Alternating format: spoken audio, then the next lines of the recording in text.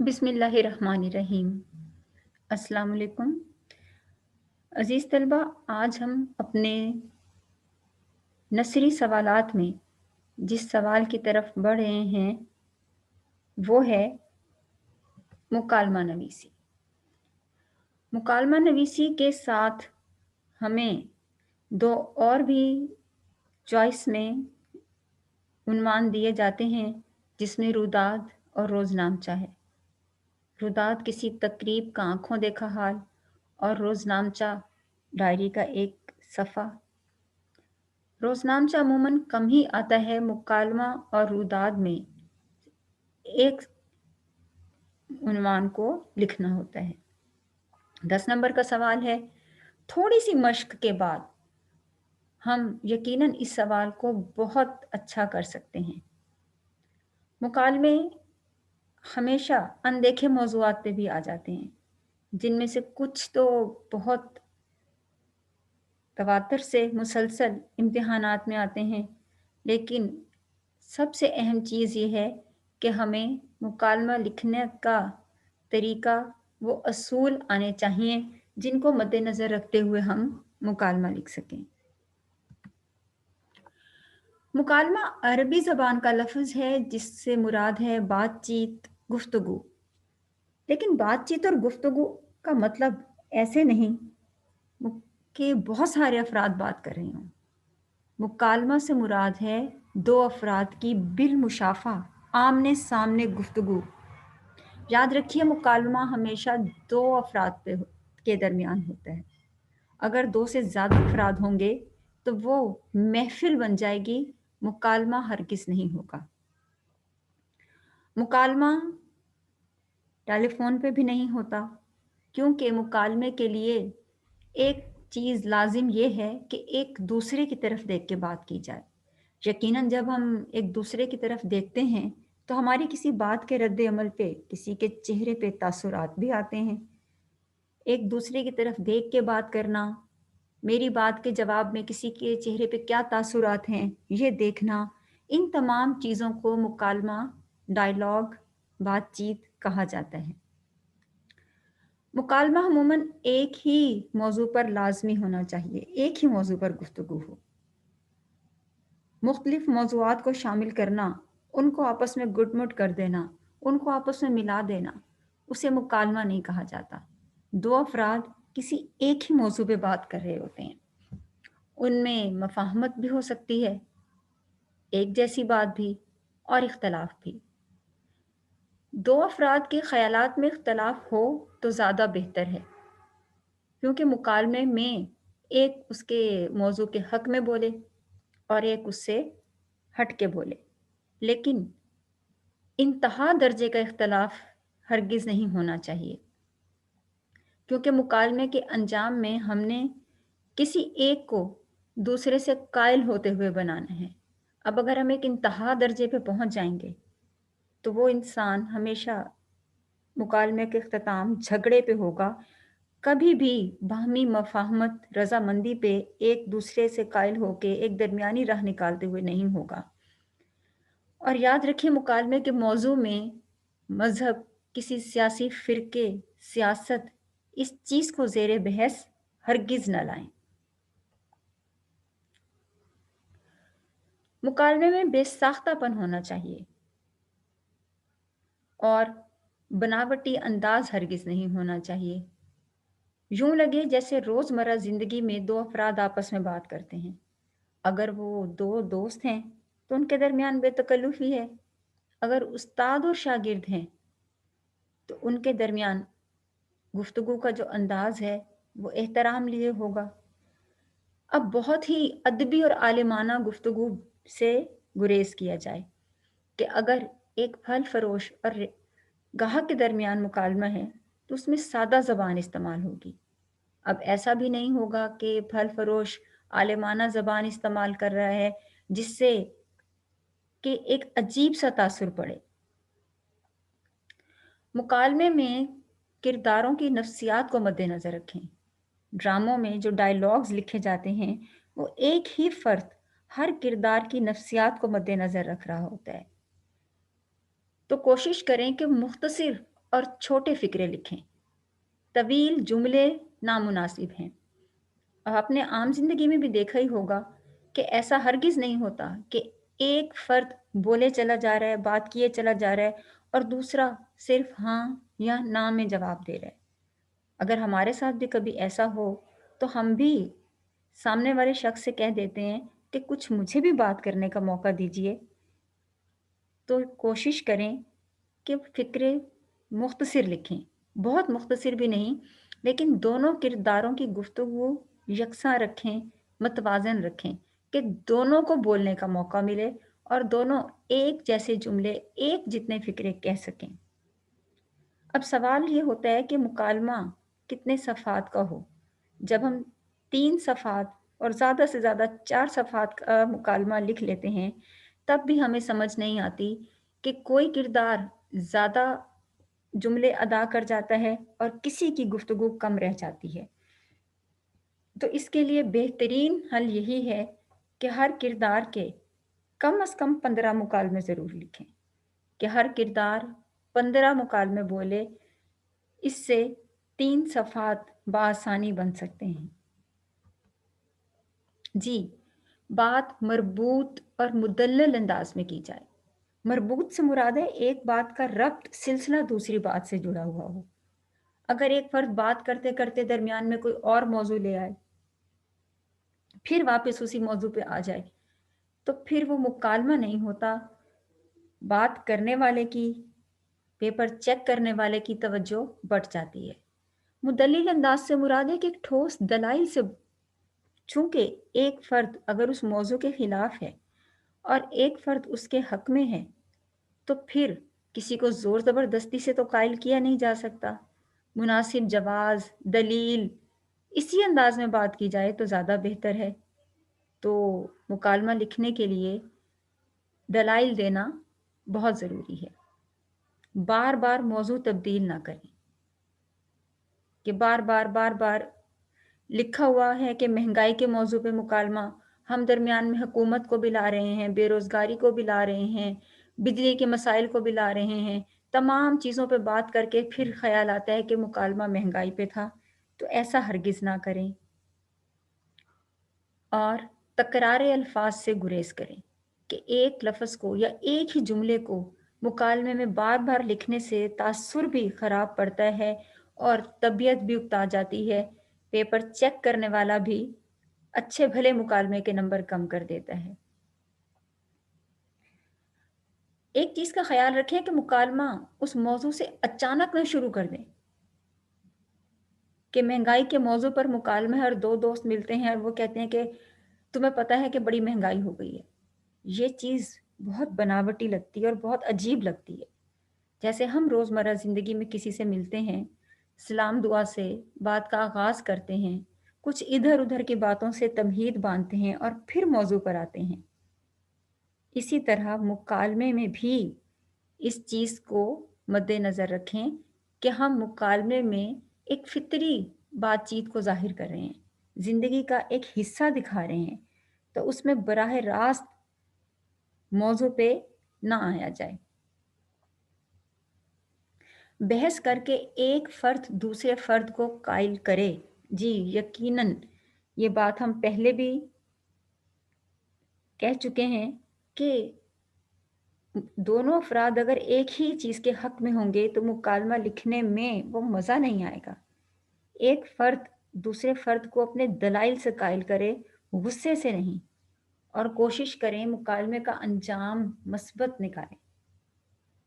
मुकालमे का अंजाम लिखना बहुत ज़रूरी है, वरना दो अफ़राद बिला वजह किसी भी एक मौज़ू पे बातचीत करके चले गए, उसका कोई नतीजा ही नहीं निकला, तो वो मुकालमा बिल्कुल बेकार जाता है। मनफ़ी अंजाम भी हो सकता है, लेकिन मनफ़ी अंजाम हरगिज़ ना लिखें। हमने कहा कि एक फ़र्द दूसरे को कायल करेगा।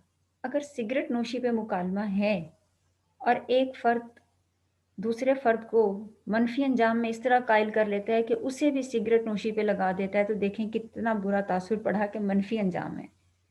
अगर वो उसकी एक फ़र्द दूसरे फ़र्द की ये आदत ख़त्म करवाने में उसको कायल कर लेता है, तो ये मुस्बत अंजाम है।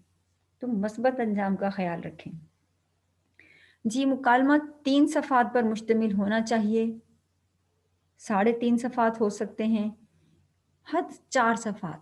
اس سے طویل مکالمہ ہرگز نہ لکھیں، ورنہ سارے مکالمے کا تاثر بہت خراب پڑتا ہے۔ مکالمے کے آغاز میں منظر نامہ لکھنا بہتر ہے اور اسے بریکٹ میں لکھا جاتا ہے۔ فرض کریں کہ 2 دوستوں کے درمیان مکالمہ ہے، تو ہم بریکٹ میں لکھتے ہیں کہ احمد لائبریری میں بیٹھا پڑھ رہا ہے، بلال اسے ڈھونڈتے ہوئے آتا ہے اور کہتا ہے۔ اب مکالمہ شروع کریں۔ اس کے کوئی نمبر نہیں ہوتے، نہ ہی یہ لکھنا بہت ضروری ہوتا ہے۔ کچھ مکالمے منظر نامے کے بغیر بھی لکھ دیے جاتے ہیں، لیکن منظر نامہ لکھنے سے ایک فائدہ یہ ہوتا ہے کہ صورتحال واضح ہو جاتی ہے کہ وہ لائبریری میں بیٹھا ہوا ہے، وہ اس کا دوست ہے، وہ اس کو ڈھونڈتے ہوئے آ رہا ہے، کلینک میں ڈاکٹر صاحب بیٹھے مریض چیک کر رہے ہیں، ان کا معائنہ کر رہے ہیں، ایک مریض داخل ہوتا ہے اپنے معائنے کے لیے، ایک ماحول بنا دیتے ہیں، تو اس سے ذرا منظر کو سمجھنے میں آسانی ہوتی ہے۔ مکالمے کا انداز السلام علیکم سے کرنا بہت اچھا تاثر پیدا کرتا ہے، اور رموز اوقاف کا خیال رکھیں۔ رموز اوقاف وہ علامتیں جیسے ندائیہ کی علامت السلام علیکم کے سامنے لگی ہوئی ہے کسی کو پکارنے کے لیے، یا السلام علیکم ایک مکمل جملہ ہے، ہم نے کسی کو اپنی طرف متوجہ کیا یا کوئی سوال پوچھا تو سوالیہ انداز لگانا، بات کے ختم ہونے پہ ختمہ فل سٹاپ لگانا، یہ سارے رموز اوقاف مل کر بہت اچھا تاثر پیدا کرتے ہیں۔ ہاں جی، سب سے اہم چیز کرداروں کے نام لکھیں، ورنہ غیر فطری تاثر پڑتا ہے۔ ہم 2 دوستوں کے درمیان بات چیت دکھا رہے ہیں اور ہم لکھتے ہیں پہلا شخص، دوسرا شخص، پہلا فرد، دوسرا فرد، تو یہ سارا تاثر انتہائی غیر فطری ہے، ہمارا مکالمہ غیر فطری بن گیا۔ کرداروں کے نام کے بعد رابطہ کی علامت ضرور لگائیں۔ دیکھیں جیسے یہاں لگی ہوئی ہے کہ احمد کے بعد جو علامت لگی ہوئی ہے اس کو رابطہ کہتے ہیں۔ اس کے بعد ان کی گفتگو لکھیں اور پھر مناسب فاصلہ رکھیں۔ عزیز طلبہ، ایک چیز کا خیال رکھیں کہ بعض اوقات ایسا ہوتا ہے کہ ہم رابطہ کی علامت لگانے کے بعد احمد جہاں لکھا ہوا ہے اس سے نیچے مکالمے کا آغاز کر دیتے ہیں۔ ایسا ہرگز نہ کریں، رابطہ کی علامت کے برابر ہی لکھنا شروع کریں۔ دیکھیں کہ وہاں لکھا ہوا ہے احمد، ارے تم یہاں کیسے؟ سوالیہ نشان لگا ہوا ہے، جس سے کیا فائدہ ہوا کہ وہی رموز اوقاف ہمیں سمجھنے میں مدد ملی۔ علی، اب یہ 2 دوستوں کے درمیان بات چیت ہے تو اسے بے تکلفانہ انداز میں کہہ رہا ہے کہ بس کچھ ضروری کام تھا۔ کرداروں کے حفظ مراتب کا خیال رکھیں کہ ان کا مرتبہ کیا ہے۔ اگر احمد یہی بات اپنے استاد سے کر رہا ہوتا تو وہ ایسے ہرگز نہ کہتا کہ ارے تم یہاں کیسے، وہ ان کو احترام سے بلاتا۔ مکالمہ لکھتے وقت ضروری ہے کہ انسانی نفسیات کو مد نظر رکھا جائے۔ ڈرامہ کے مکالمے لکھ رہے ہوتے ہیں وہ بھی ہر کردار کی نفسیات کو مد نظر رکھتے ہیں۔ مکالمہ کن لوگوں کے درمیان ہے؟ ان کی تعلیمی ذہنی سطح ان کی گفتگو سے ہی تو واضح ہوگی۔ ان کا شعور کتنا ہے؟ بعض اوقات ایک ان پڑھ انسان بھی شعور رکھتا ہے اور بعض اوقات ایک پڑھا لکھا انسان بھی شعور نہیں رکھتا۔ الفاظ کا چناؤ کرتے وقت ان افراد کی ان کے مراتب کا خیال رکھیں کہ اگر پروفیسر صاحب کی گفتگو ہے تو اس میں ایک تعلیمی انداز، عالمانہ پن، شعور آنا چاہیے۔ ایک عامیانہ جملے، ایک سستے جملے وہ ان کی گفتگو میں نہیں آنے چاہیے۔ ریڑی والا بات کر رہا ہے اور وہ ایک عالمانہ انداز اختیار کر رہا ہے تو ایک بوجھل سا تاثر آتا ہے، ایک بناوٹی سا تاثر آتا ہے کہ یہ سب کیا، ایسا تو نہیں ہوتا ہماری زندگی میں۔ تو مکالمے میں یہ ان تمام باتوں کا خیال رکھیں۔ جی ایک چیز اور، شگفتگی کا عنصر برقرار رہے۔ کہ کسی ایک موضوع پہ بات کرتے ہوئے دو افراد کے درمیان بحث، گرما گرمی، لڑائی یہ ہرگز نہ دکھائیں، اور مثبت نتیجہ ضرور نکالیں۔ موضوع کے مطابق برمحل اشعار، قرآنی آیات کا ترجمہ، احادیث، اقوال ضرور لکھیں جس سے ایک اچھا تاثر پڑتا ہے۔ اب جیسے کہ یہ شعر ہے: انداز بیاں گرچہ میرا شوق نہیں ہے، شاید کہ تیرے دل میں اتر جائے میری بات۔ کہ جب ہم کسی کو اپنی بات سمجھانے لگتے ہیں اور ہم کہتے ہیں کہ شاید میں اتنا اچھا نہ سمجھا رہا ہوں، پر ہو سکتا ہے میرے الفاظ آپ پہ اثر کریں، تو وہ چیز جو شاعر نثر میں کچھ صفحات میں کہتا ہے، مصنف کچھ صفحات میں کہتا ہے، شاعر نے 2 مصروں میں ہی کہہ دی ہے۔ بعض اوقات ایسا ہوتا ہے کہ ہم کسی سے کوئی بات پوچھ رہے ہوتے ہیں اور وہ شخص الجھ جائے، تو دیکھیے یہ شعر کتنا خوبصورت ہے: فقط اس شوق میں پوچھی ہیں ہزاروں باتیں کہ تیرا حسن بیاں تک دیکھوں۔ کہ میں آپ کی گفتگو سے لطف اندوز ہونے کے لیے اور مزید کچھ سیکھنے کے لیے یہ سب باتیں پوچھ رہا ہوں۔ اب ہماری زندگی میں مختلف کردار ہوتے ہیں جن کی گفتگو ان کے انداز سے ظاہر ہوتی ہے۔ اگر ایک استاد ہے، اس کی گفتگو میں حکمت ہوگی، دانائی ہوگی، دور اندیشی ہوگی۔